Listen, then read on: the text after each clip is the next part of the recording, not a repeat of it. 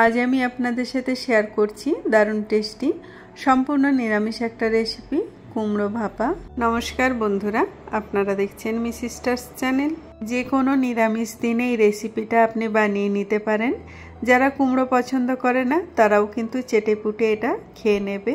এটা এতটাই টেস্টি হয় যে শুধুমাত্র এটা দিয়ে এক থালা গরম ভাত খাওয়া হয়ে যাবে, আর অন্য কোনো কিছুই লাগবে না। আশা করছি আমার আজকের এই রেসিপি আপনাদের ভালো লাগবে। যেসব বন্ধুরা এখনও আমাদের চ্যানেল সাবস্ক্রাইব করেননি তাদের কাছে অনুরোধ রইল আমাদের চ্যানেলটা সাবস্ক্রাইব করে আমাদের পাশে থাকার জন্য।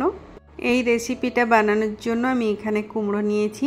কুমড়োর খোসা ভালো করে ছাড়িয়ে এই রকমই মোটা মোটা স্লাইস করে কেটে জল দিয়ে ধুয়ে ভালো করে পরিষ্কার করে নিয়েছি। কুমড়োর মধ্যে দিয়ে দিচ্ছি পরিমাণ মতো নুন আর সামান্য হলুদ গুঁড়ো। নুন আর হলুদ কুমড়োর মধ্যে খুব ভালো করে মিশিয়ে নিতে হবে। কুমড়োর মধ্যে নুন আর হলুদ খুব ভালো করে মিশিয়ে নিয়ে এটা প্রায় 5 থেকে 6 মিনিটের জন্য রেখে দেব। সেই সময় আমি এর মশলা তৈরি করে নেব। তো তার জন্য একটা গ্রাইন্ডিং জারের মধ্যে আমি নিয়ে নিচ্ছি 2 টেবিল চামচ পোস্ত, চা চামচের 1 চামচ কালো সর্ষে, চা চামচের 1 চামচ সাদা সর্ষে, 4টে পাকা লঙ্কা আর পরিমাণ মতো নুন। এই সব কিছু শুকনো অবস্থায় ঘুরিয়ে নিয়ে একটু গুঁড়ো করে নিয়েছি। এবার এর মধ্যে পরিমাণ মতো জল দিয়ে এই সব কিছু খুব মসৃণ করে বেটে নিয়েছি। একটা কড়াই ভালো করে গরম করে নিয়ে এর মধ্যে দিয়ে দিচ্ছি 1 টেবিল চামচ সর্ষের তেল। কড়াইয়ের মধ্যে তেল ভালো করে স্প্রেড করে নিচ্ছি। এবার নুন হলুদ মেখে রাখা কুমড়োগুলো তেলের মধ্যে দিয়ে দিচ্ছি ভেজে নেওয়ার জন্য। এই কাজটা আপনারা তাওয়াতেও করে নিতে পারেন। সমস্ত কুমড়োগুলো একসাথে ভাজা যাবে না, তাই আমি কুমড়োগুলো দুবারে ভেজে নেব।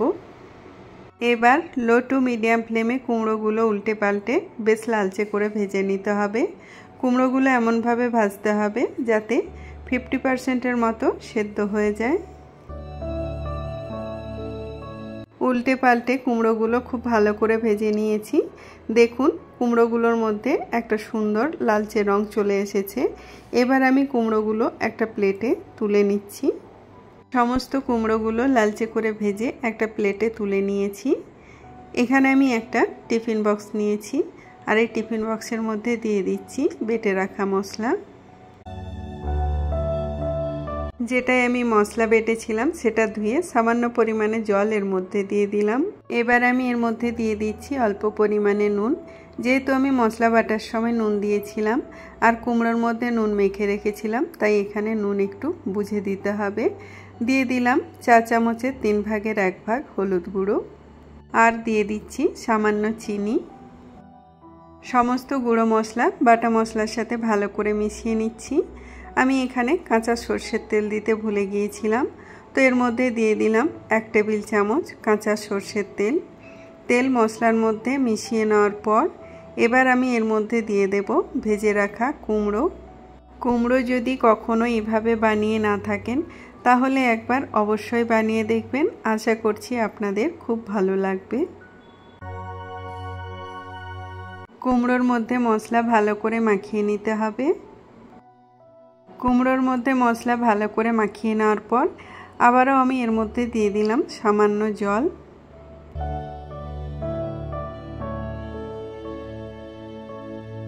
এবার এর উপরে দিয়ে দিচ্ছি টমেটো স্লাইস। টমেটোগুলো খুব পাতলা করে কেটে নিয়েছি। দিয়ে দিচ্ছি চেরা কাঁচা লঙ্কা। কুমড়ো ভাপা একটু টক ঝাল মিষ্টি হলে খেতে বেশি ভালো লাগবে। টিফিন বক্সের ঢাকনাটা বন্ধ করে দিলাম। কড়াইতে বেশ কিছুটা জল গরম করতে বসিয়ে দিয়েছি, আর তার মধ্যে দিয়েছি একটা স্টিলের স্ট্যান্ড, আর স্টিলের স্ট্যান্ডের ওপরে টিফিন বক্সটা রেখে দিলাম। এবার এটা ঢাকা দিয়ে হাই ফ্লেমে জলটা ফুটিয়ে নেব।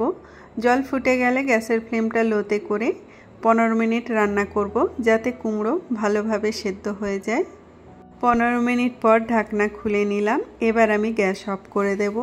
তারপর এটা ঠান্ডা হলে আমি আপনাদের দেখিয়ে দেব কুমড়ো ভাপা কেমন রান্না হয়েছে।